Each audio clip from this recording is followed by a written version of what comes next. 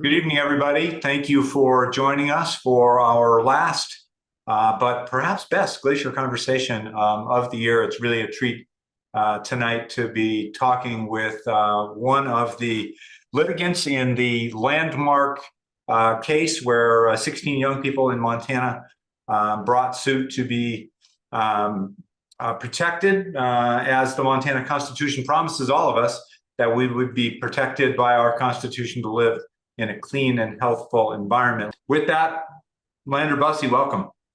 Hey, thank you guys so much for having me. It's an honor to be here. I can't wait to have a conversation with you and hopefully really get people kind of in the know about the more on the ground details of what we've been up to the last few months here. So yeah, it's terrific that you've carved out some time. You know, you're now in college. When this started, you weren't, right? The thing talks about not being old enough to vote.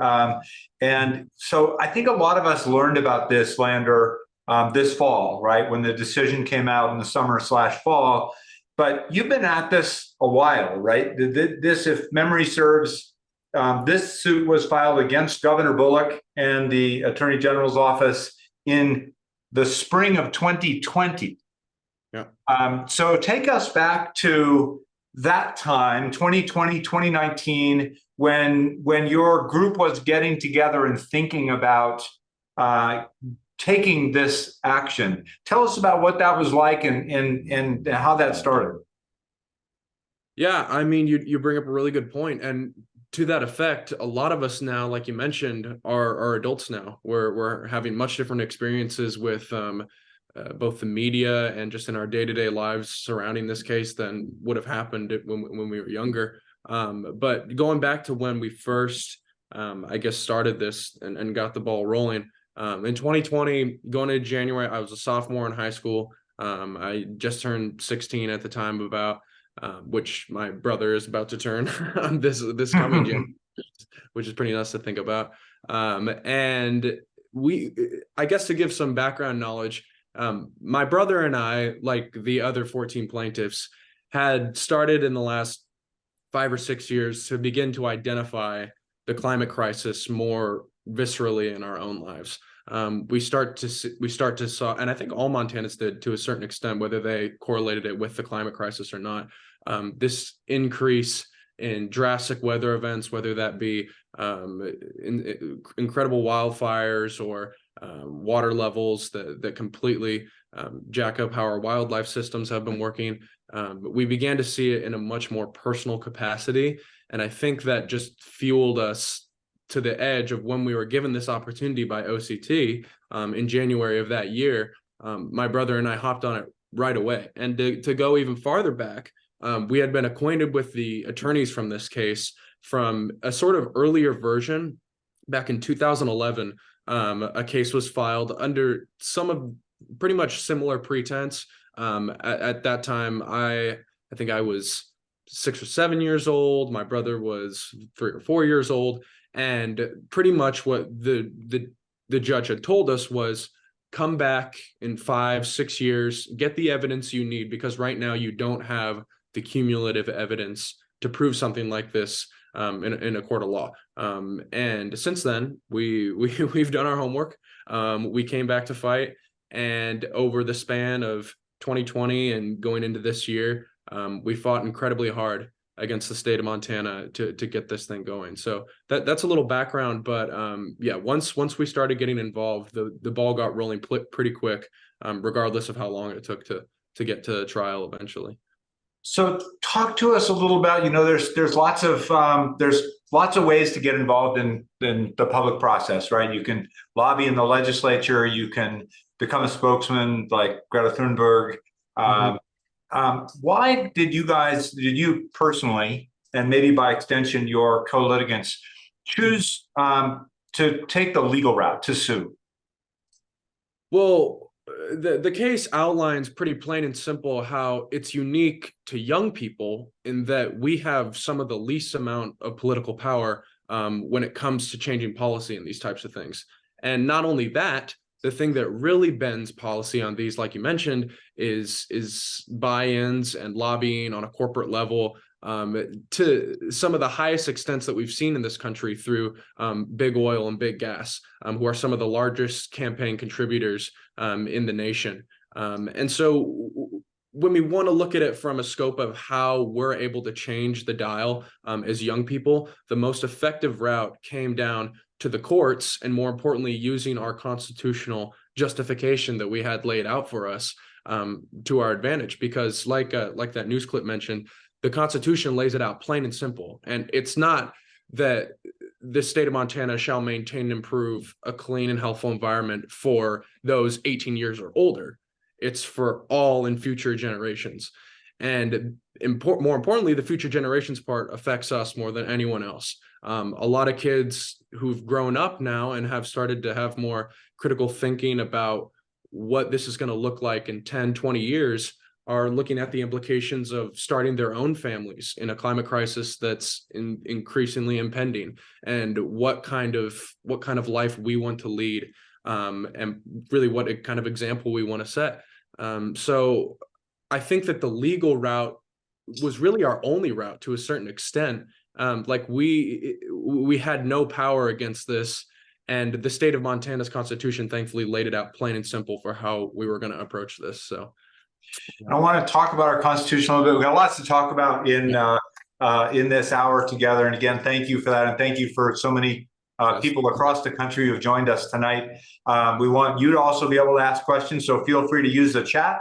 And Amy's going to curate the chat for us. And feel free to ask whatever questions you have. Lander is really open to that. So we'll make sure to get to those as well.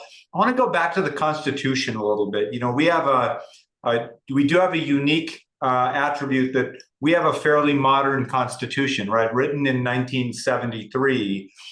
Do you think that modernity has something to do with the fact that we have things in it like every Montana child is entitled to a free system of quality public education, and every Montanan is entitled to a clean and healthful environment? Do you think that would be different for a Constitution written in 1873 versus 1973? I mean, yeah, absolutely. I mean, besides the obvious, Montana was incredibly unique up until the rewriting of the Constitution in that it was a hot spot, a breeding ground for some of the largest scale big oil corruption that our nation has ever seen. You see the effects of that through the Berkeley pit and some of the largest failed mining projects in the nation. And as our citizens started to recognize the implications of big oil and really how money was starting to affect politics on a citizen's level, they knew that they had to do something about it. And luckily enough, they caught it at a very special time in history where young people were invigorated, getting into Congress.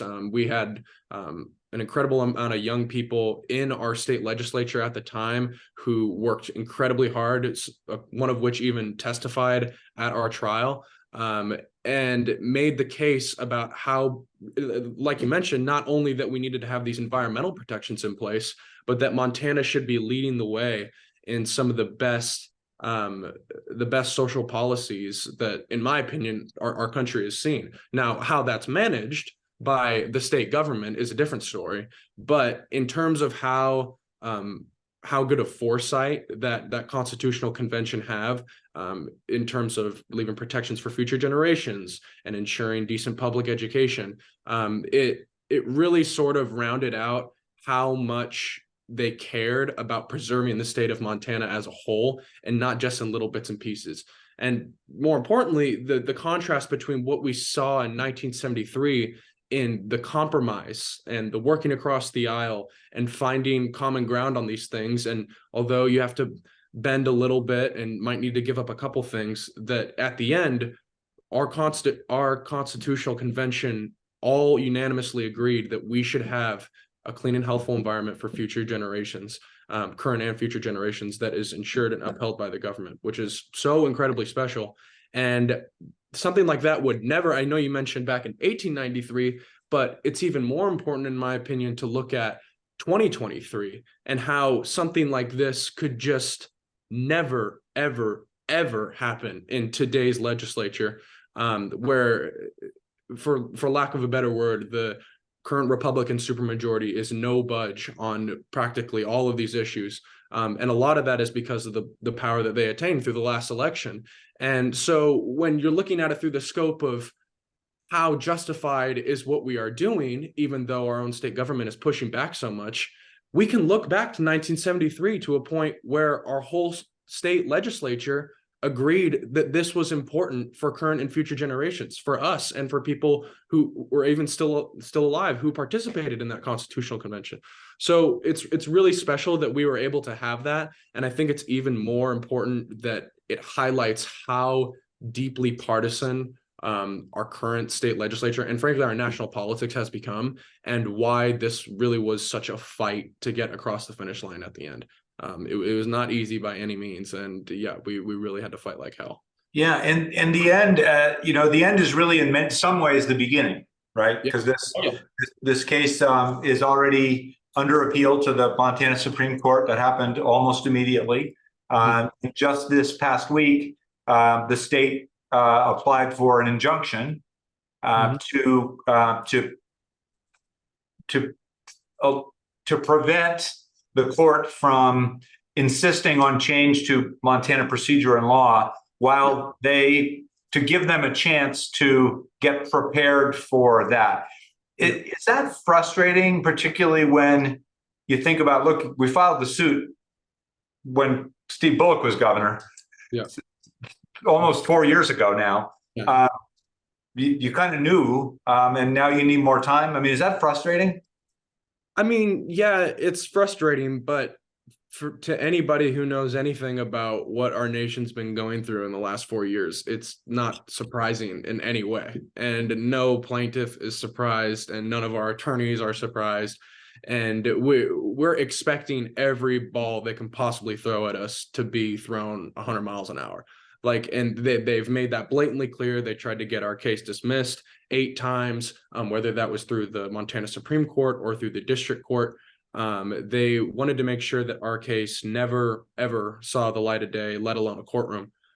So it's definitely disappointing. But again, we are very, very confident in the strength of our case. And just based off of the opinion from Judge Seeley alone and how overwhelmingly we were able to just dump all the evidence out onto the table to the state's case, which was like practically a manila folder of a couple brief statements. Like we are still very confident in how this is going to proceed, but at that same time we are fully expecting any and all curveballs and weird BS from the state to be thrown at us. So yeah, I went back, and for those who like me, I have followed this, and I'm intellectually interested and invested in the idea, in the work, including at the Conservancy. Many of you on the phone on Zoom tonight are contributors, and thank you. Next year we're going to be funding a project that is titled Enhancing Climate Change Interpretation in Glacier National Park, and we'll be funding climate interpreters in the park to be able to kind of talk about the story that has been silenced a little bit over the last few years in the park, where to be honest, we're a little bit the poster child of climate change. When you think about the fact that in your lifetime, Lander, there will be no glaciers in Glacier National Park.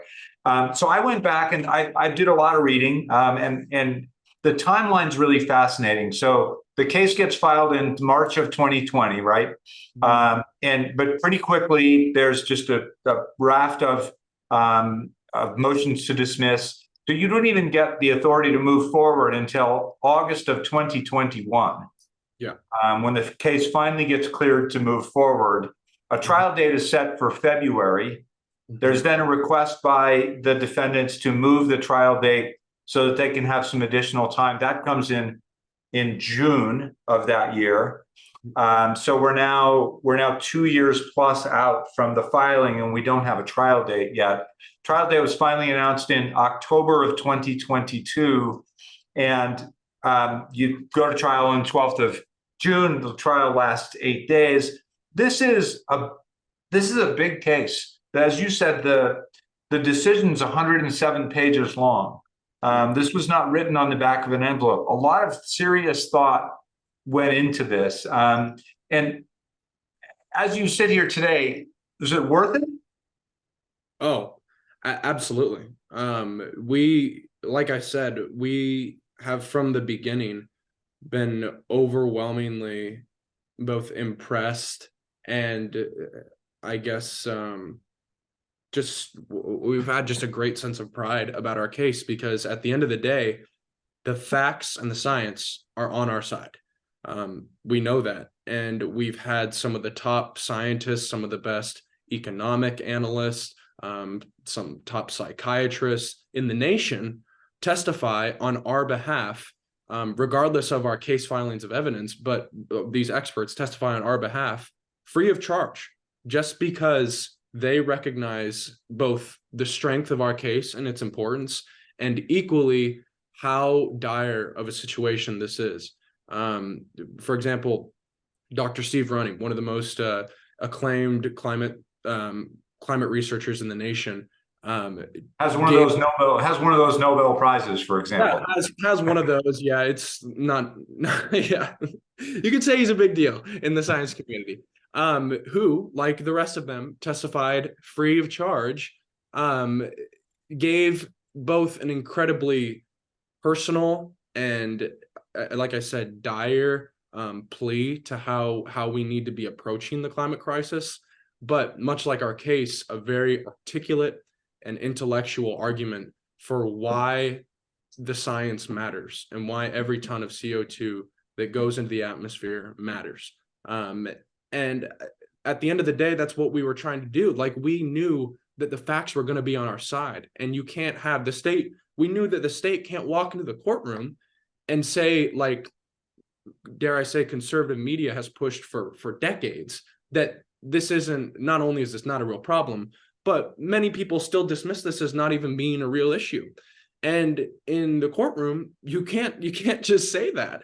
And we this is why we had such a dense and back-to-back 7-week trial. The trial wasn't 7 weeks long, but our case was presented 7 days, sorry, not 7 weeks. And then the state, after that, maybe because they didn't have as much factual evidence against climate change, shocker, it's almost like there isn't a whole lot out there. You got it 2 days. They only gave 2 days. And on top of that, 2 of their witnesses, their top witnesses, Judith Curry, one of them, one of the most acclaimed climate denialists in the nation, who's been taking money from big conservative outlets for a long time just to testify on their behalf, was paid by the state of Montana $35,000 up front, alongside hourly counseling that never got used. She backed out of testifying 2 days before her scheduled appearance. And that alone, I think, just speaks to the strength of facts in the courtroom. The state can't come out and argue against science and the facts. And it became increasingly more apparent as they kind of started to crumble in the courtroom, and running out of things to question about, and nitpicking is putting it incredibly lightly for their legal approach. So it was really, it's both really exhilarating to watch as a plaintiff, but as a Montana citizen, watching how hard the state is trying to just nag and nitpick and try and get every little sub thing they can out of us in order to dismiss our case. This is the state of Montana that represents our Montana Constitution that they have consistently violated. I can now say that. It's so freeing to say that. Like, they, yeah, it's really great to watch how, like, the strength of our case and how it proceeds, but it's just equally infuriating to watch how the state continues to belittle and dismiss both the attorneys and the plaintiffs on a very personal level. So yeah, hope that. So for the number of people who have joined since you and I started talking. So for those of you who are joining, I'm Doug Mitchell with the Glacier Conservancy, and we're joined tonight by Lander Busse, who is one of the 16 litigants in the landmark case recently where Judge Kathy Seeley ruled that the state was violating its constitutional responsibility to provide a clean and healthful environment through particularly state laws that has passed and rules that are on the books regarding the handling of permitting, as I understand it, that allow that do not help, I guess, in terms of slowing or stopping climate change through CO2 emissions. So thank you, Lander, for being with us. So again, you're 16, your brother's 12 when this starts, right? You haven't had a lot of experience in courtrooms. You're now kind of an old veteran. What has surprised you the most, and what has disappointed you the most, and what's encouraged you the most? I'll just loop them all together, and you can walk us through your journey of discovery. That's a great question. Wow, a veteran in the courtroom. That's a new one. I think going back to one of your past questions about why we chose to pursue the legal system, the longer we were in the courtroom presenting our case, the more apparent it became that this was the perfect and best possible way for us to make consistent change on a very, very systematic level. Watching all of the evidence and all of these experts and their testimony go directly into the record and later be cemented as findings of fact is incredibly special, not only for the state of Montana, but I think, as I mentioned in that interview, as establishing the climate crisis and the science of climate change as real. This is the first time in a courtroom that any of this has even been established as a real problem on any level. It's really crazy that it took that long, but our attorneys very much recognized the importance of that. And that's why our approach from the beginning became get as much evidence as we possibly can that we can identify about climate change into the books.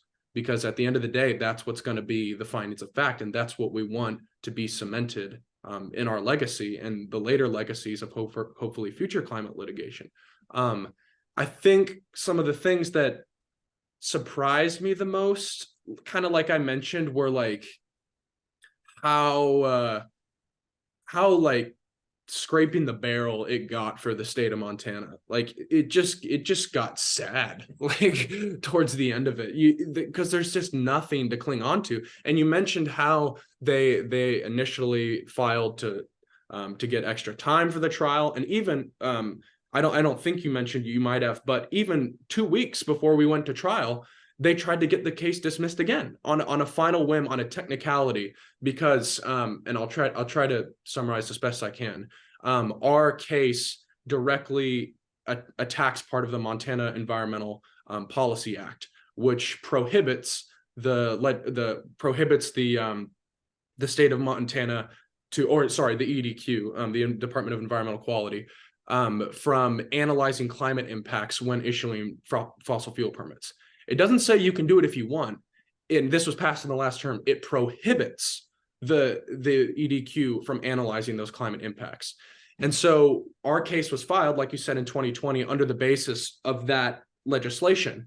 And so since that time, the state systematically through the legislature changed, pretty much deleted that law, and then brought in another one with pretty much the exact same wording, just so they could go 2 weeks before the trial, hey, this law that they're attacking doesn't exist anymore, so the case doesn't matter. Like, this is the level of like systematic collaboration within the state and nitpicking that they had to do to try and get our case dismissed, even right up until we walked into that courtroom. So I think that's what, like, we were just continuously blown away at some of the things these attorneys, the state attorneys would say and how they would act. There were many instances where there were outbursts and getting angry at our witnesses. and the judge had to tell them to please calm down a little bit, which never happened with us. But the sanity of these attorneys, you could tell, was just being slowly whittled away. And even by the end of it, by the end of our presenting our case, I said in my testimony, and I still stand by it, that I don't know how anybody could have sat in that courtroom and not had a semblance of recognition of the climate crisis on any level.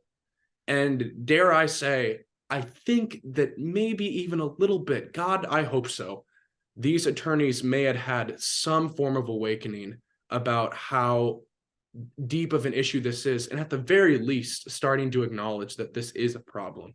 So I hope that answers your question all right, but that definitely was what surprised me the most. Yeah, no, it does for sure. You know, I'm reminded of my early days when I was working for the Montana Secretary of State's office, and I was working in my first legislative session. One of the lobbyists came up to me, and he was an elder statesman, and he put his, like I am now, put his arm around me, and he said, "The only thing you need to understand, Doug, is that in every piece of legislation, there are winners and losers. And the only way you get something passed is to make sure the losers don't know who they are." And so I think what I hear you saying is that you and your co-defendants are trying to make sure that the losers know very well who they are. Oh, yeah. And have a platform to be able to do something about it. Is that fair? I think we're more importantly trying to show who the winners of this case are. We won with thunderous applause in 107 pages, as you mentioned. Is it 102, 107? Sorry, I might have blanked on that. But anyway, yeah, 100 and something. It's a lot. It's a decent read, and we were waiting for this moment for so long. And though as we ended the near the trial, it became more and more apparent that the state just had no idea what they were doing, we still were on, like, biting our nails for this decision to come out. And when it finally did, when the decision came out, I was leaving for a fishing trip that I've taken the last 3 years with 3 of my closest friends. And we were literally pulling out of the driveway with the raft on the hitch. And I get like my phone blows up, and it's like NBC News, New York Times, watching case open. Oh my God, the Montana case. And I thought of no better way to celebrate that than to turn off my phone and go fishing with my friends. And I had an amazing time. It was weird for the first few days, kind of being locked out of this like national scape of press that was going on, because that's one of the weirdest things about it, is that, like, although the Good Morning America interview, the one that you showed, was like the one instance of kind of seeing firsthand the national scope of this, because we still live in Montana. We're still surrounded by Montanans, many of whom don't acknowledge this as a real problem. Like, our day-to-day life doesn't really change in terms of like who is acknowledging this as a real problem. I mean, I said in the past that although some of my co-plaintiffs who live in more liberal places of the state, like Missoula, like Gallatin County, Bozeman area, have had a much higher network of support through people who want to help get this thing rolling. My brother and I live deep in Flathead County and have had no one really to talk about this, or who have wanted to talk to us about this, besides like each other.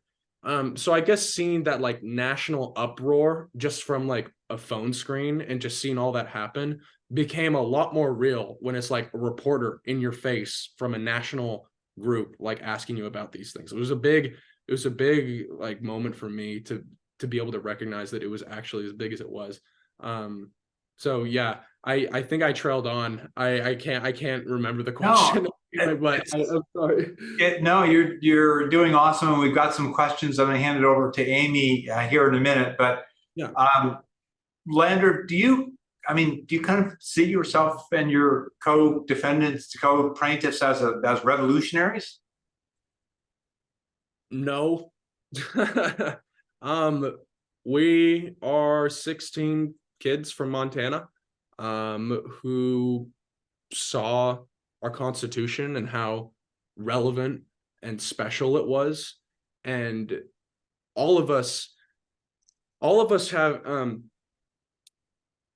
every person who's grown up in Montana or been here for a significant amount of time recognizes the very, very personal nature of how well attributed the nature and the wildlife are with your day-to-day life.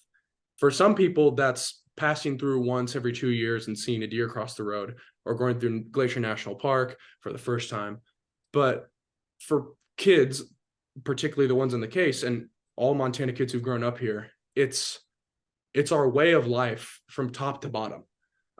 We have grown up and learned from our parents and our teachers and people who have surrounded us about how special of a place that we live in. And through those teachings, we all learned equally how important it is to stick up for these things. Because the more and more we started to see how it's not all a given, and how Montana and everything that is provided to us is not just a given, the more invigorated we became to do something about it.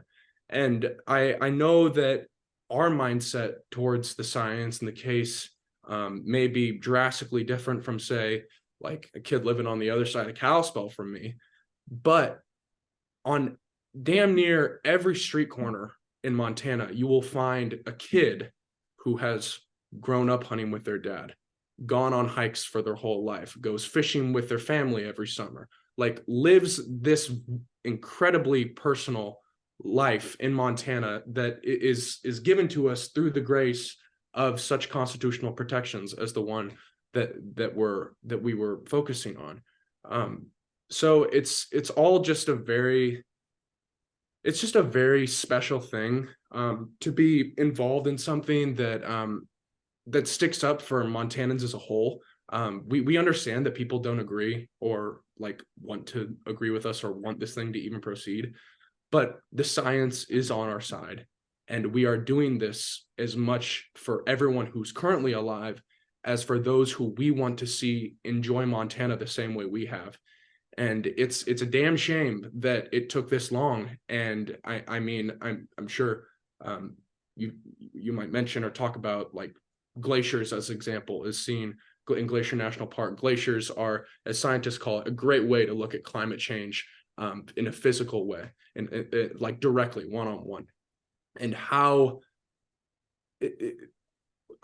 we kind of try to weigh out, a lot of us, whether we like have done this in time or whether we did enough or like too little too late.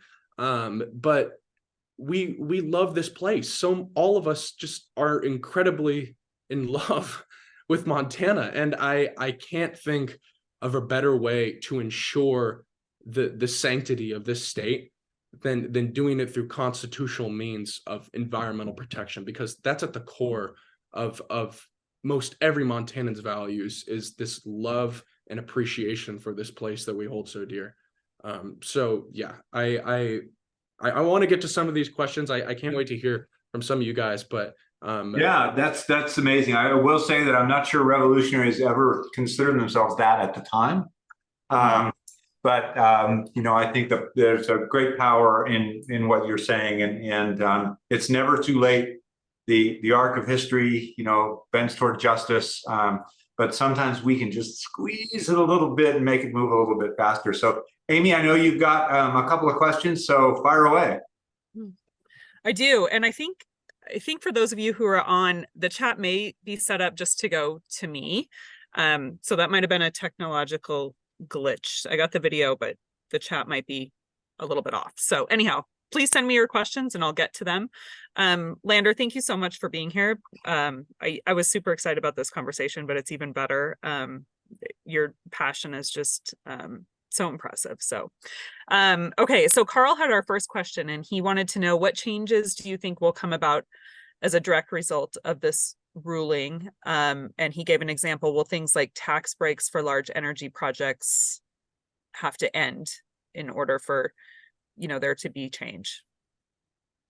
That's a really good question. And just like how it was mentioned, we are already starting to see how the state is afraid of the very, very oncoming changes that are going to be coming to the Montana energy policy, which is the important part about this. It's how the state approaches energy consumption and energy production.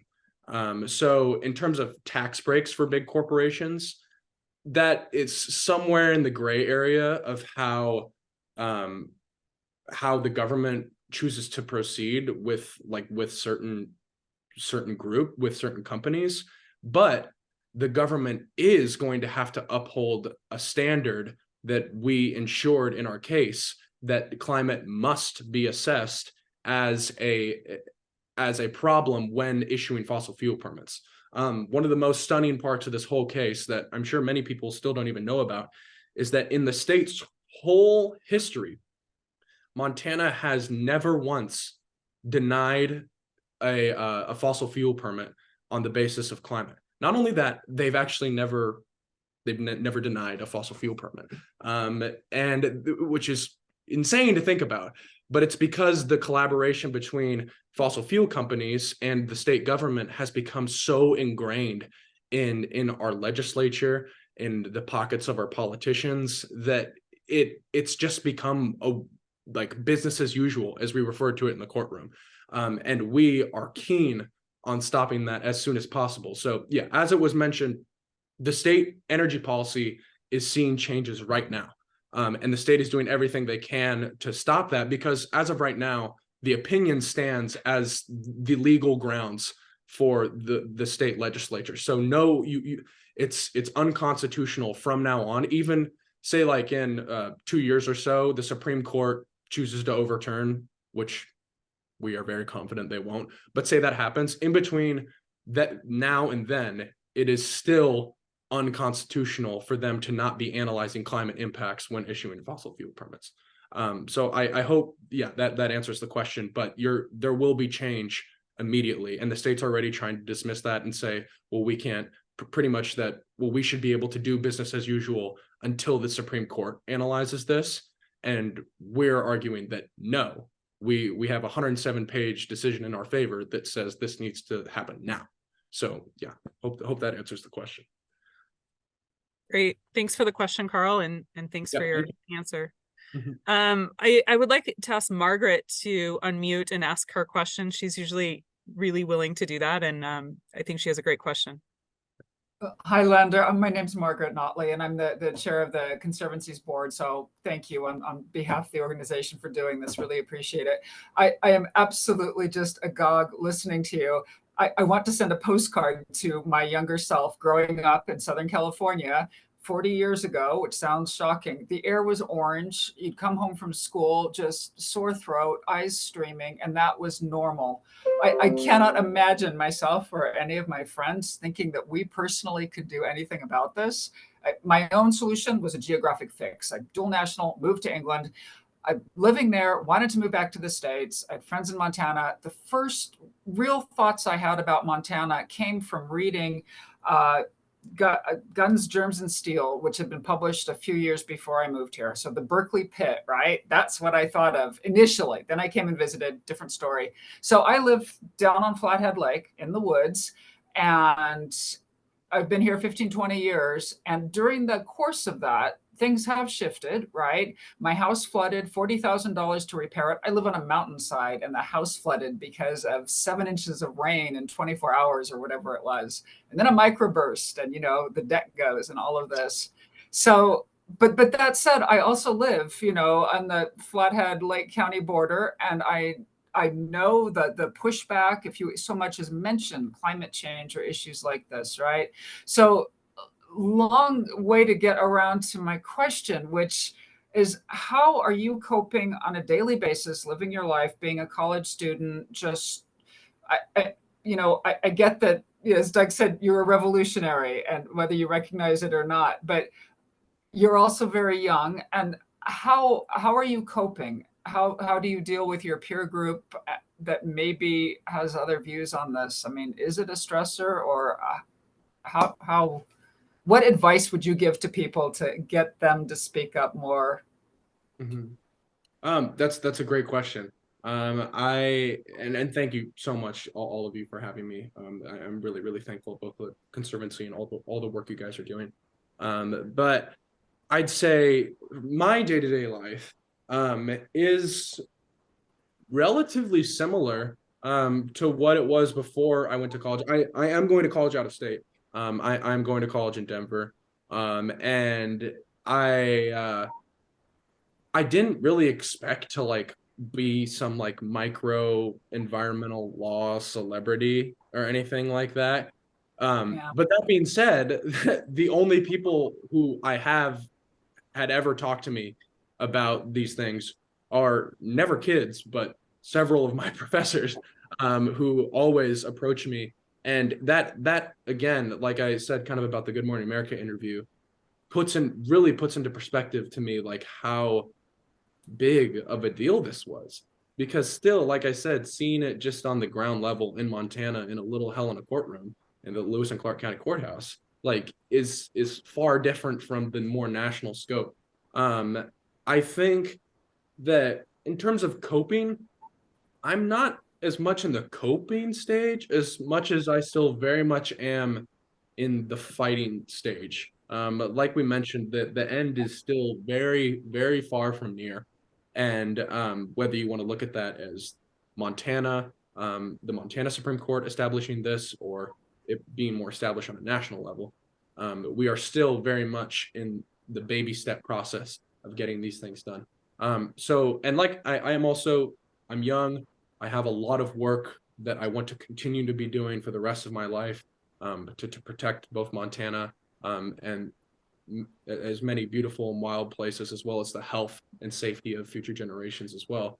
But like I said, it's just really my brother and I. When it comes down to it, here at Flathead, I'm back home for about 2 months, and I'm not doing like press junkets or anything like that.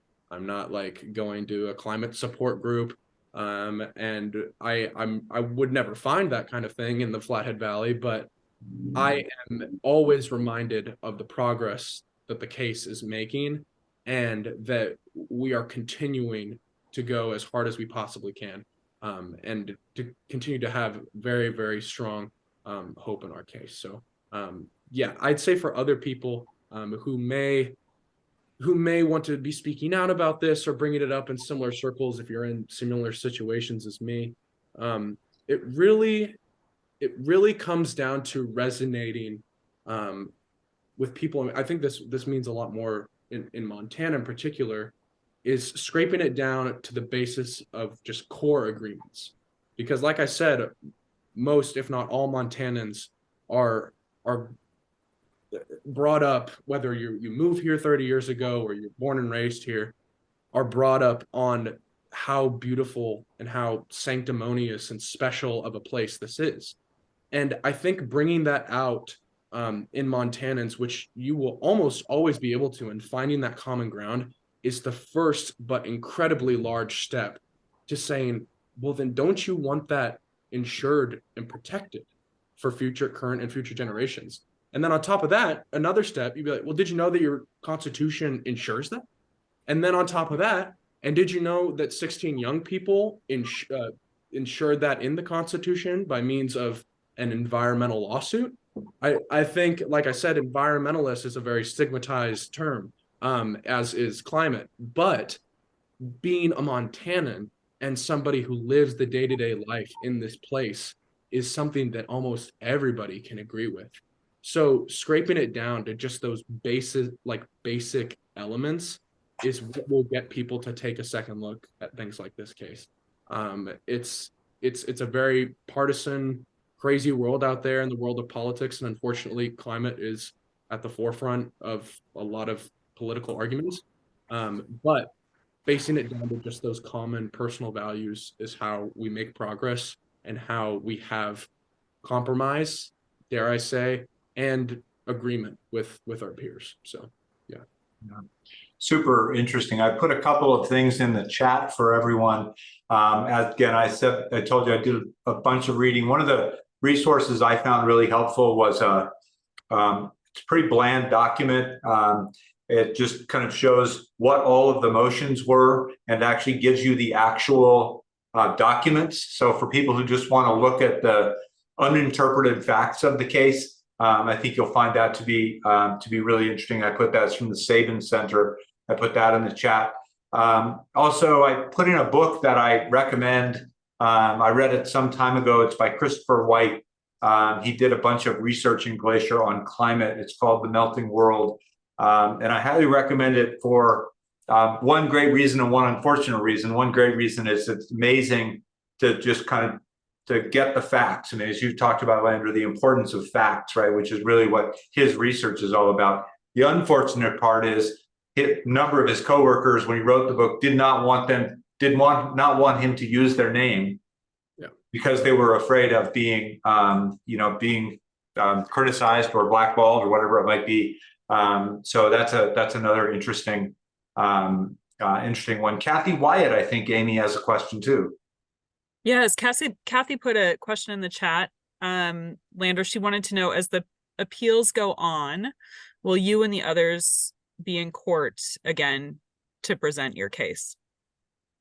That's a good question. We will.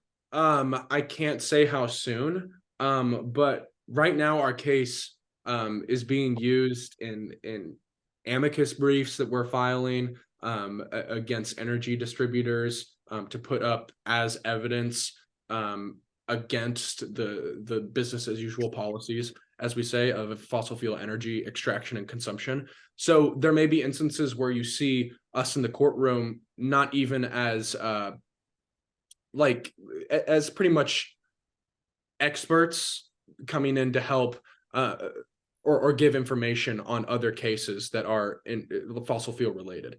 The next time you would see us in Held v. State, our current case, would probably be as we get more and more close to the Supreme Court, which is still kind of on the fence about how close that's going to be. There's a lot of moving parts, and like you said, the state is still trying to throw everything at us they possibly can. So it's still kind of blurry about when exactly we'll be able to present our case again, let alone to the Supreme Court.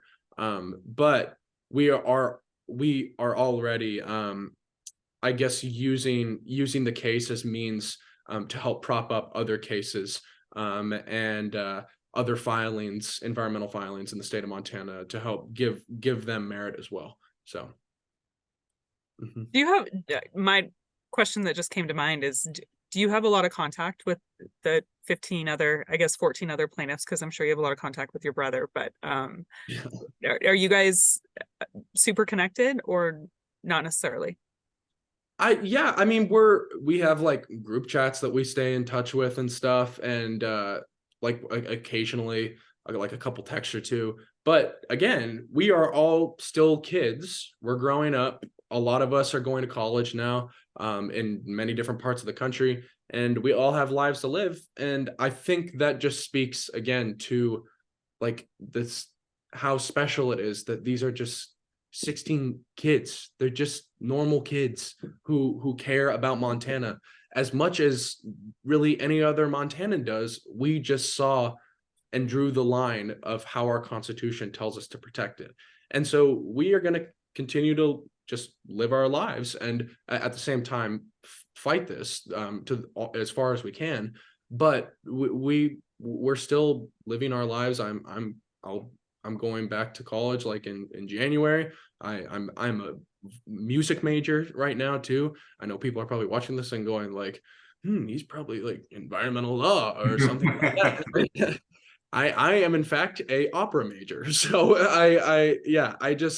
and that again, that just speaks to like, we're all just kids who have our own trajectories, and whether or not we end up pursuing law as a profession or propping this up as like part of our careers later on, at the end of the day, we were all still Montana kids who care about the place that we love and saw the means to protect it through our Constitution.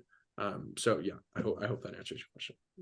Yeah, for sure. And it looks like MJ had a similar question, just how you guys stay in touch and how your lives have changed. So thank you for that, for a little window into your life. Janet Brandt also had a question. Wanted to know how you all found legal advisors, or did Our Children's Trust come to you? How did that work? So OCT came to us. And like I said, for my brother and I, it was different because we were kind of still somewhat interlinked with attorneys, like a guy who knows a guy in the environmental law community who knows another guy. And because we were part of this case in 2011, we were already in touch with some of the best environmental lawyers in the state of Montana.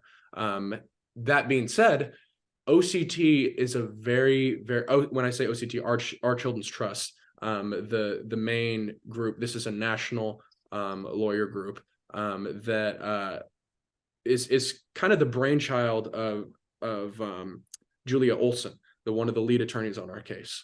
And about, don't quote me on this, but I want to say like 15, 20 years ago, she sort of had a rude awakening to how, as an environmental lawyer, to how, I guess, important the climate crisis was, and started to see how the courts could be used as a means of offense against these policies. So although the kids that are a part of this case are very much just like 16 random kids, which is very intentional, who just grow up on the same Montana way of life. And again, Montana's a big state. A lot of us have different encounters, whether that be in like the plains of eastern Montana or up here Northwest and in the mountains on the lake. We all are just normal kids, but Montana is very, very meticulously picked, because as it was mentioned, we are one of 3 states that very explicitly keeps environmental protections in our Constitution. So this was a very coordinated and careful effort by some very, very forward-thinking and intelligent people who saw Montana as that it could be the potential leader in this fight, because it was already laid out so plain and simple in our Constitution. I mean, think about it. If you're an environmental lawyer, you have a rude awakening about the climate crisis and how important of an issue it is, and how you need to ensure this so that your kids and their kids can all thrive and find the same places.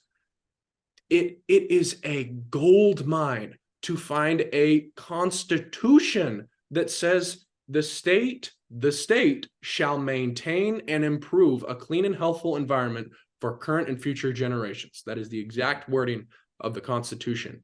Like, there is no more obvious statement about how the state should be approaching its policy towards environmental protection and assurance for current and future generations. On top of that, you have decades long of evidence showing that that's clearly not what they're doing. So like, and in Montana, again, another thing to add on, we were one of the leaders in fossil fuel not contributions, but well, that too, but also extraction and coal extraction. We are still one of the leaders for coal exports in the nation. So just imagine being a lawyer and looking at Montana, and it's just like, oh my God, they're a coal state. Oh my God, the state doesn't recognize any of this. And then it's like, and they should be the whole time. The Constitution says they should have been the whole time. Like, it's just, it's a gift wrapped case for any environmental lawyer who sought to do this. And we are very, very, very, I guess, grateful that it was somebody as forward thinking as OCT, with as much resources and ability and connections to the people who we were able to bring on to bring such a case forward. So yeah, that's that. Mm-hmm. Lander, finally from my end, there's many comments directed to me, but I'm just going to read one that sort of sums it up. Please let Lander know how much we appreciate his work, his passion, and his actions. Thank you for fighting this. Thank you guys so much. I again, it's hardly a passion as it much as just a responsibility that I and every other Montanan share to stick up for this place that we love.